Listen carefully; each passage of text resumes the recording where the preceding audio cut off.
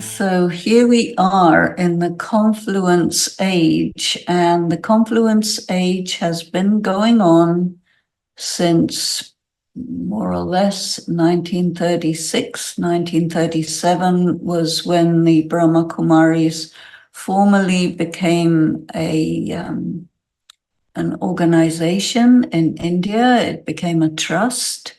And so since that time, there has been a gradual development, which is going on a J curve. And so it is now very, very widespread in the world. And at the same time, we have been going through many stages. And the most recent stage is interesting. When there was the period of COVID and the lockdown, so 2020, 2021, many changes took place. And here we are in 2024, having come out of that period of lockdown, and the world is actually a very, very different place. From 1937, it was before the Second World War, and then we went through the Second World War. We went through the partition of India and Indian independence, which happened in 1947. And then in around 1974 or so, the participation of what Baba calls double foreigners began. So this started outside India in 1971. And when Dadi Janki came to London, that is when the people from other parts of the world, other cultures, other races started to come. And here we are at this time where now the Dadis have all moved into the advanced party, except for just, we still have Dadi Ratan Mohini with us, and she just celebrated her 100th birthday. And so there is a different set of people who are looking after everything, who had grown up with the Dadis, and now even these ones are moving on in age, and from 2017, Dadi Gulzar had not continued with the her role as transmedium. Bob Dada no longer giving murlis. So we already have all the information. And now we're taking a look at what has been the legacy.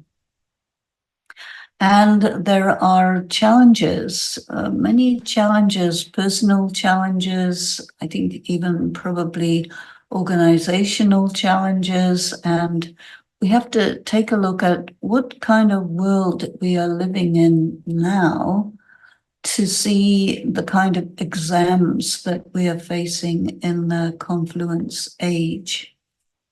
So there are a number of categories of exams. When Baba talks to us about exams, it's always in the context of the Confluence Age. And the Confluence Age is superimposed on the wider world, which we call the Iron Age. And this is our wider context. So we have challenges from the wider world, as well as challenges from the world of the Brahma Kumaris international family of Raj Yogis. And different people are experiencing it in different ways, partly connected with the time when they came into the family the organization, the university. This is called the World Spiritual University of Brahma Kumaris. Nowadays, it's just called the Brahma Kumaris. And so the emphasis on the word Brahma Kumaris is more. And the idea of study has changed. And so there are challenges around that also. It is, I think we can say, we have to look at it differently when we're looking at people who are in the Brahma Kumaris in India and people who are in the Brahma Kumaris of the Indian diaspora, and then people who are in the Brahma Kumaris who are from other religious, cultural backgrounds, because the challenges are different for these different groups. And I think that I will focus more because of who is in this webinar today. I'll focus more on the challenges that face the people who are from outside India, who are not in an Indian body, you can say, but who are in the world which we call the Western world, who are raised in a Judeo-Christian background, who may be of any one of the different races that there are. And when you're dealing with the challenges of the Confluence Age, it's not only the challenges of the Confluence Age, but it's the challenges and exams of you in the context of your particular cultural background, economic background, nationality, culture, and your interface with the BK organization, the BK family.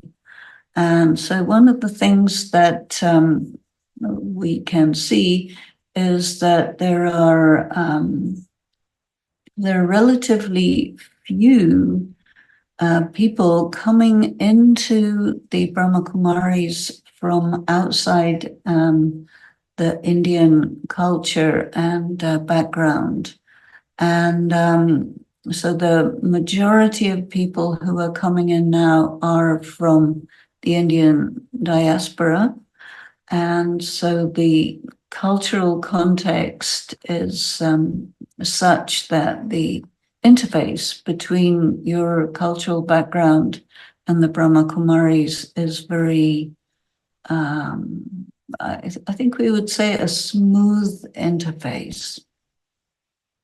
And then we take a look at one of the big differences or changes that happened is the use of video conferencing. As we have now, we are using Zoom, we have webcast, webinar, and it is now normal for people to communicate for educational purposes through these media and to communicate with each other. And there are many, many classes that go on through the Zoom. So what is happening in the world today, which is relatively new, is that we are at war. And one thing that happens is that many people in the Confluence Age do not necessarily pay attention to what's going on in the outside world and may not understand the fragility of the geopolitical circumstances that we are in at the moment. And so I think this is something we need to be in touch with, because it makes a difference to how we need to handle our lives. There is a big impact, an economic impact, sociological impact, and then also we have to function in our social and political world a little differently because things have changed. We are at a time when different parts of the world, different communities are very polarized. At present, I'm living in France, and in France, there are laws which say that religious dress is pretty much illegal. And so, for example, there are many people in Brahma Kumaris who wear religious dress, but you cannot do that in certain places. You cannot do that in France. You cannot do that in Germany. You need to be wearing regular, normal clothes. I think it was 2 days ago, a young girl was killed, beaten to death by her fellow students at school because she wanted to follow the French law, which says you cannot wear religious dress at school. And other of her community, she was a Muslim, others of her community beat her to death because of that. And 2 teachers have been killed in recent times for the similar reason. And so things are different. And I think that many people who are in the Brahma Kumaris are not quite aware of the changing circumstances in the world today, where there is much more fanaticism, religious fanaticism, than there was previously. And all of this started to really change around 2000, 2001, particularly after the famous 9/11 incidents in New York. And so you need to be much more, you can say, low profile. And in previous times, one was quite comfortable being a little bit more high profile. Now you have to be low profile. And then you see yourself in the context of your friends and family who are very aware of these things, very aware that also there are many, many, many different meditation organizations and practices and so on, which are in competition with what we have here. And so we also have to see whether we are offering a access to meditation and study of spirituality, which is up to date in the sense that it is a very, very high quality material, but it's not always accessible at that quality that it needs to be. So actually, this is a challenge for the organization and to see if it is offering the level of study and practice of Raj Yoga that it should be. And there may be a need to upgrade the quality because otherwise people will find other sources of information more attractive, more relevant, more usable. We have to look at language, we have to look at context, we have to look at many of these things which have remained pretty much the same over the past 50 years at least that I have been engaged in this practice. So this is something that we need to think about. One of the things that is going on also is the impact on people's mental and physical health.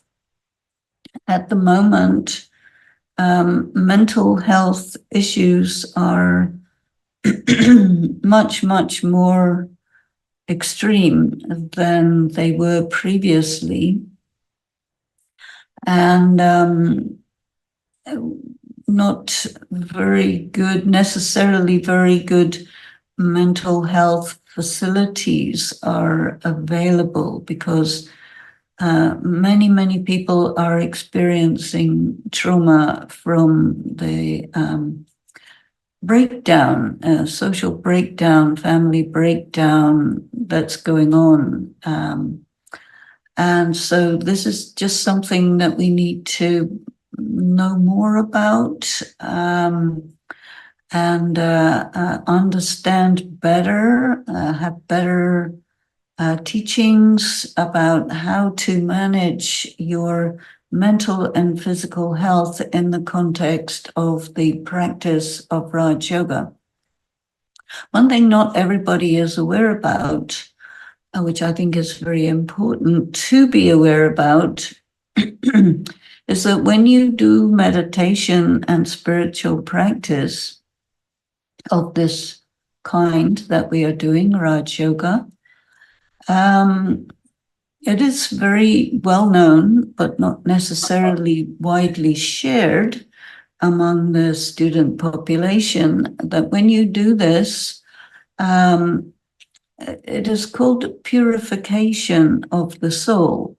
And when people hear about the word purification of the soul, very often they think that purity is something very beautiful and white and shining, and you will become nice and beautiful and pure and clean, and you will shine, and that will be lovely. But purification is not like that. Purification means that, and this is mentioned a great deal in the Murlis, but not necessarily clearly understood. There will be an eruption of the impurities, and this will take a variety of forms. One of the forms is mental distress and disturbance. One of the forms is physical illnesses.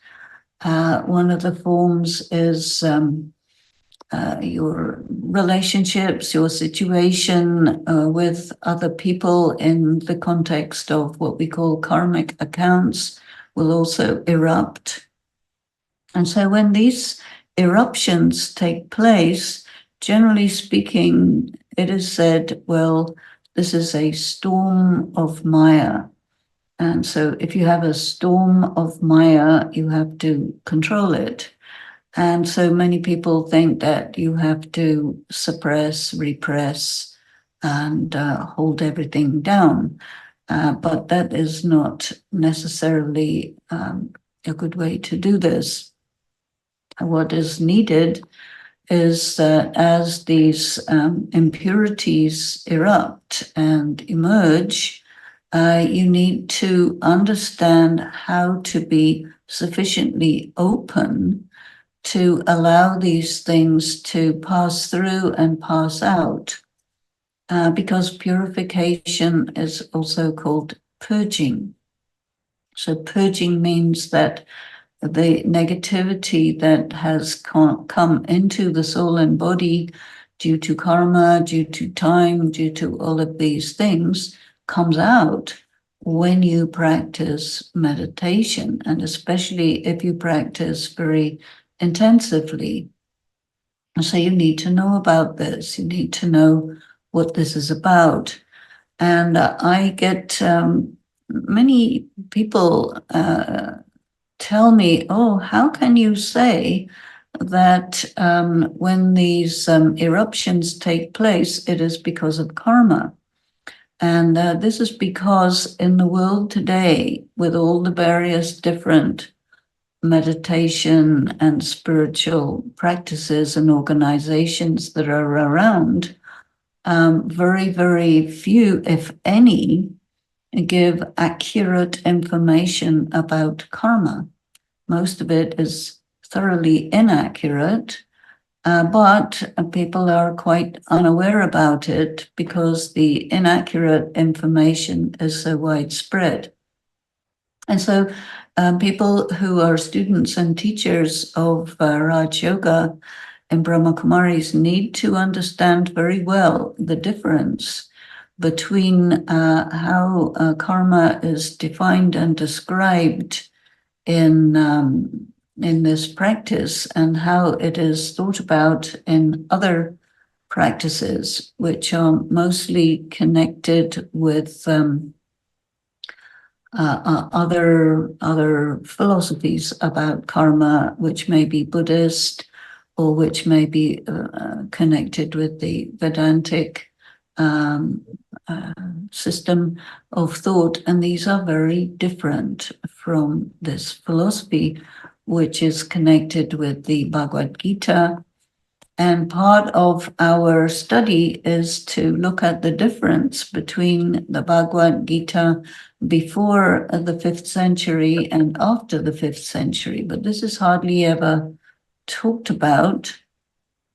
Nevertheless, it is quite important because this gives you the necessary information. Because if you're practicing this, you need to understand what it is and how it works and how it is different from other systems which use the same vocabulary but with a different meaning. And so what this means is that our vocabulary regarding particular spiritual concept needs to be very accurate so that people can think it through and understand exactly what we're looking at here and what Raj Yoga actually is and what happens to you and all the different processes that you go through when you are doing Raj Yoga of this form, which is taught at Brahma Kumari's World Spiritual University. So you need to have good background information. The teachers have to have good background information. And now also, most of this information, when it is a matter of day-to-day practice in the world in which you live, this is a social world. And so you're talking about relationships, family relationships, social systems. So all of this was given in the context of the social systems of India of the 1920s, 30s, 40s, 50s, 60s. But that was a long time ago. And the social system of traditional India has changed in India. India has changed a lot since those days. And the social systems for people who are not from a traditional Hindu background are very different. They were similar in the 19th century, but now we're in the 21st century and we've hit the first quarter of the 21st century, and it is a very, very different social system, which means that how you apply yourself in terms of relationships, in terms of your financial arrangements, is very, very different.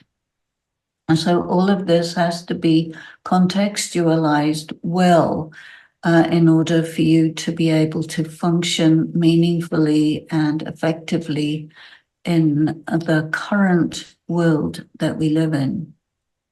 So in the world today, the financial situation is much more tight and difficult than it was 40 or 50 years ago.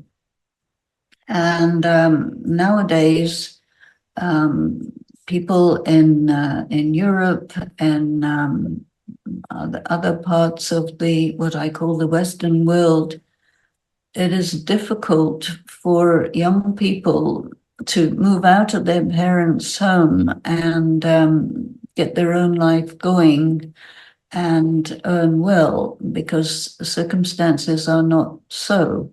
The expenses are getting higher and higher. The economic circumstances are more and more difficult for more and more people. And so many people remain with their parents, even maybe until marriage or beyond. And so you need to learn some things which are pretty different from what you learn in terms of how you would function in a traditional Hindu family environment. It has to be something else.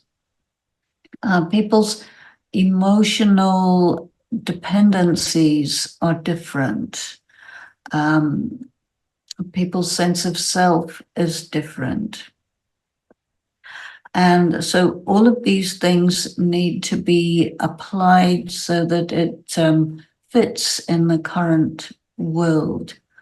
The question of aging is very important. It is often said that the Brahma Kumaris world is an aging population. It is not so attractive to younger people as it used to be.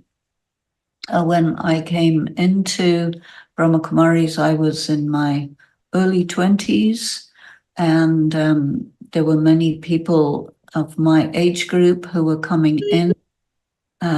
Teachers were younger, and it was all very new and a lot more flexible. The matter of the institution was not so much there now.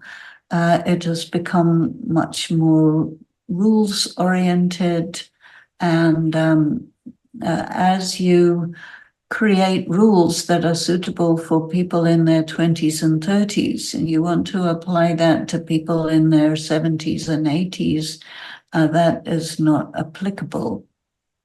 And so you have to bear in mind that when people are getting older, they have health issues, they have financial issues, transportation issues, and so on. You need to make the best possible use of technology to make things easier. I think this is something that needs to be thought about. Young people today are very different from young people 50 years ago. The world shifts enormously. Circumstances are shifting very, very quickly.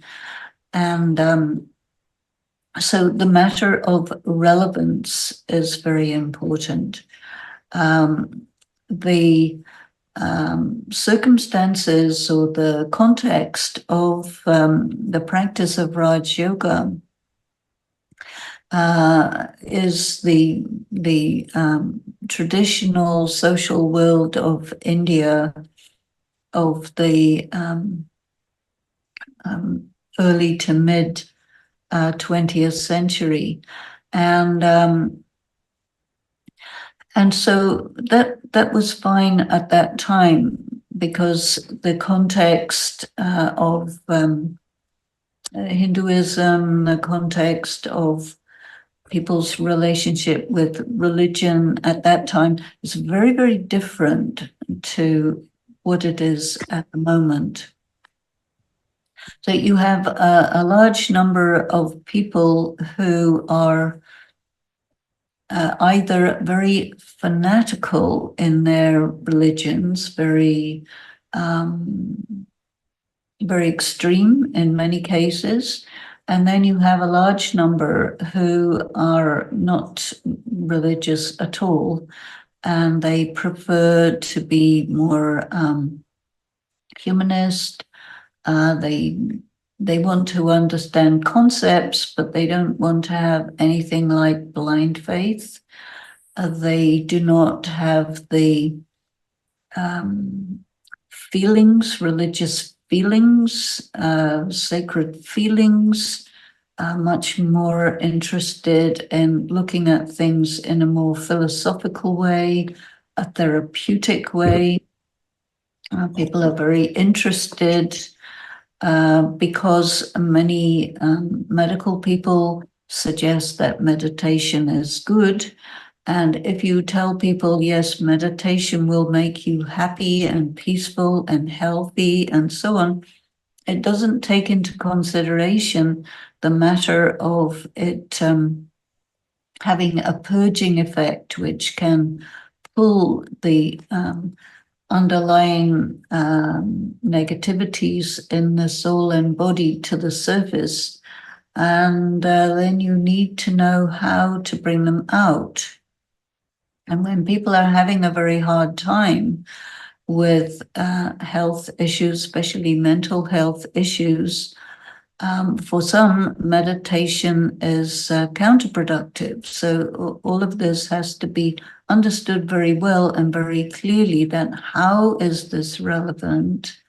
And it has to be properly researched and presented in such a way that you are seeing the different categories of people and how they need different aspects of this practice. I think that you cannot really be successful if you just have one thing for everybody, because everyone is now so different. And we need to take a look at how it applies culturally. A very multicultural world where people are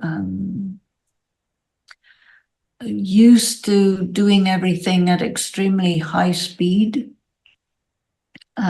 because of the use of social media and computers, rushing through time zones and dealing with very, very high expectations professionally, as well as socially, as well as family, and all of this. So we are in a time where there's a great deal of what we call settlement of karmic accounts.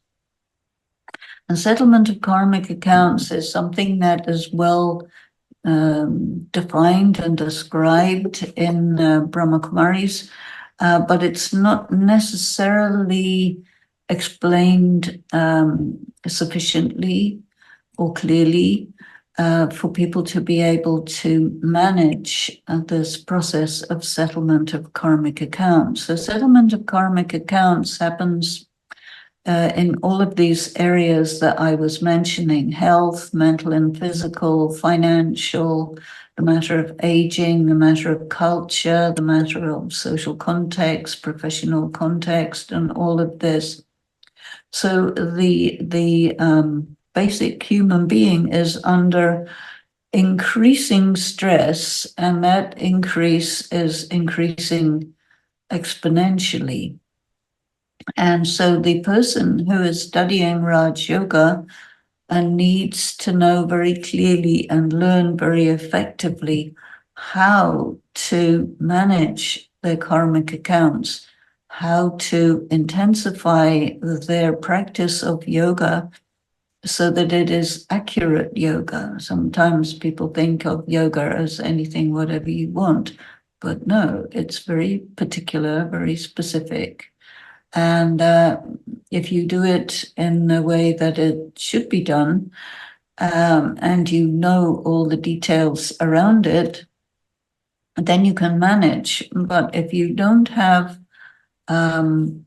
adequate understanding of all these forces that are affecting you, you may have difficulty. So this needs to be just really taken into consideration, because this puts you under stress, which is definitely an exam. But the question arises that you have all this stress, you have all this purification, you have aging, you have not necessarily the same kind of access to experienced teachers that was there earlier. To what extent are you saying something like, it is my fault, I have to be strong enough to handle it? And to what extent are you saying, okay, I am experiencing these things and I need access to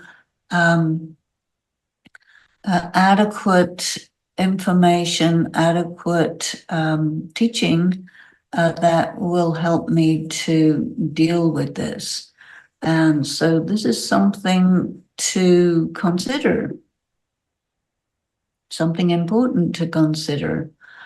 And very often the way people think about these things is, if something bad is happening to me, then there's something wrong with me.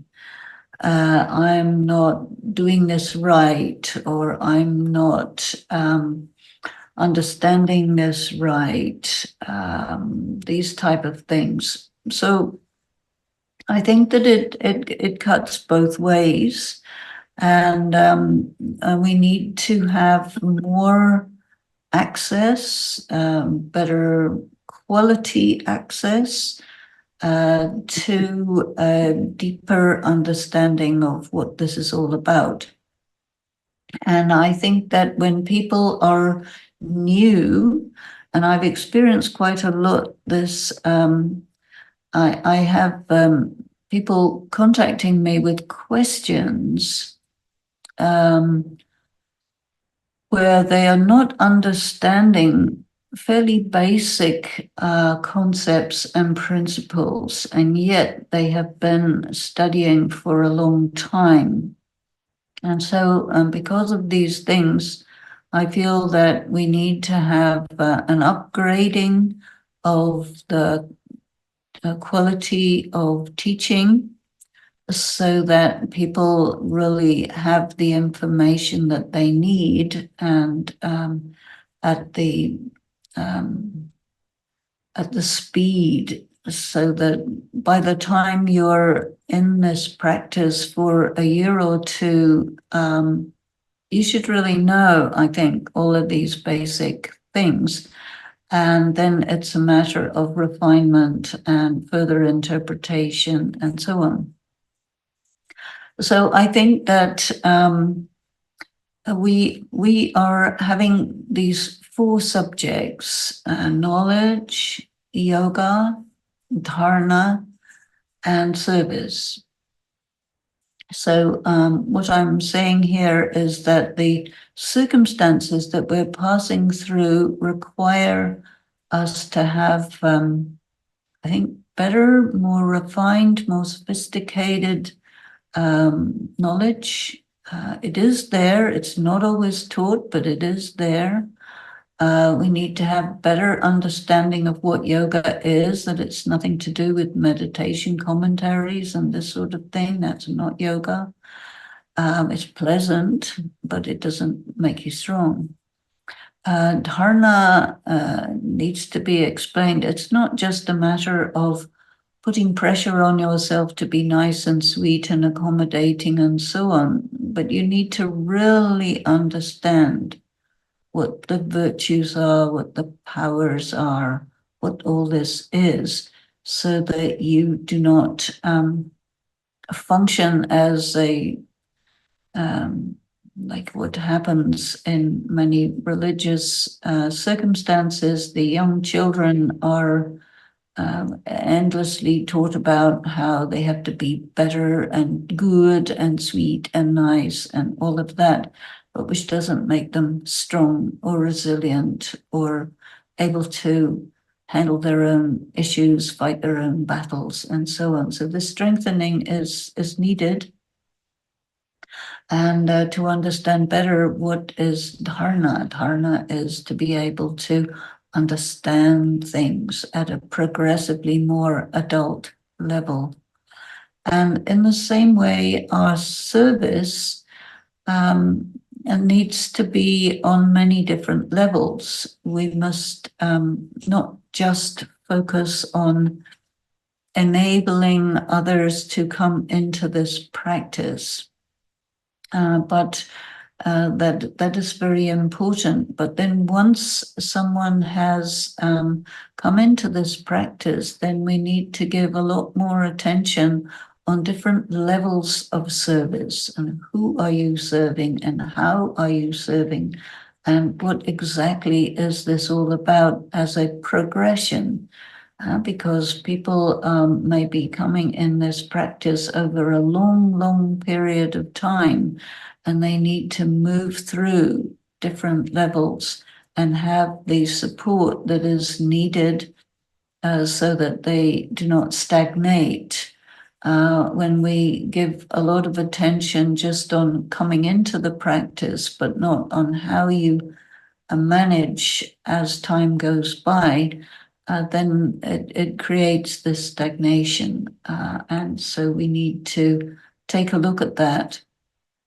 So I think that there are exams for the individual, there are exams for the a context of the organization, and there are exams because the circumstances of the world that are happening now are really very heavy, and we need to really look closely at how do we, as Raj Yogis, deal with this. What is our contribution in a world that is getting very difficult, where infrastructure is breaking down, where information of what's going on is itself traumatic for those who come to hear about it, let alone those who are going through this. And so I think that it's a very, very interesting subject that has been raised today, the exams of the Confluence Age. I don't know if I've been providing you any tips or tricks, but definitely I would say that take a good, deep look at yourself and ask yourself if you know what you need to know, or if you need to make sure that you get better access, greater access to some of the deeper aspects of the practice and the knowledge, and how you handle yourself in a world which is becoming really very challenging. And so I think that we will be discussing these in the second part of this intensive. But I think it's good to use the word intensive because these are very intense situations. And on one hand, we are applying more pressure on ourselves, but also we are in a context that is also facing different pressures. And to what extent are we beneficiaries? To what extent are we responsible for making sure that others have enough support, enough strengthening, enough information, enough techniques about how to deal with situations, and access to all these things, quality access, so that as we move towards more difficult times, we are equipped, we understand what's going on, what we're going through, And then I think we would be better able to handle our own selves and to be good examples for others, because others who come into the practice always look at those who are already in the practice, and they watch and see, what is this? How is it done? How you handle it? And so we need all these things. And how is your yoga?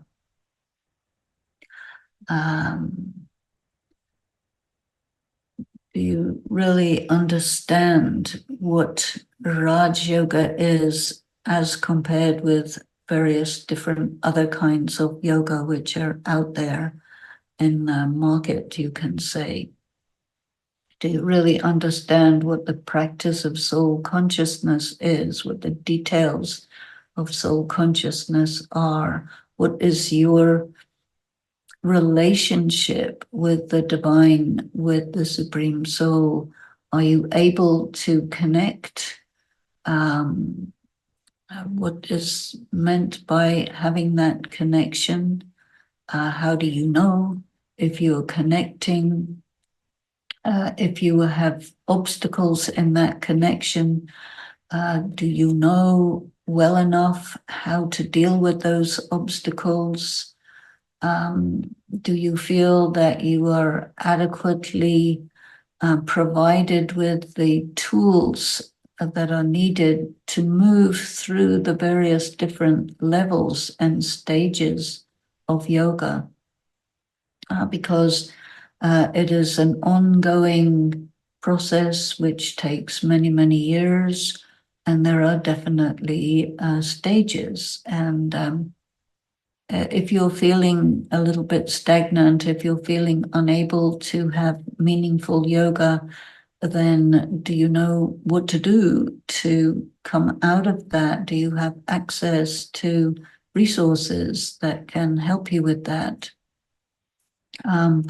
If there are elements of the information that you are not clear about, can you get clarity? Can you get clarity that satisfies you?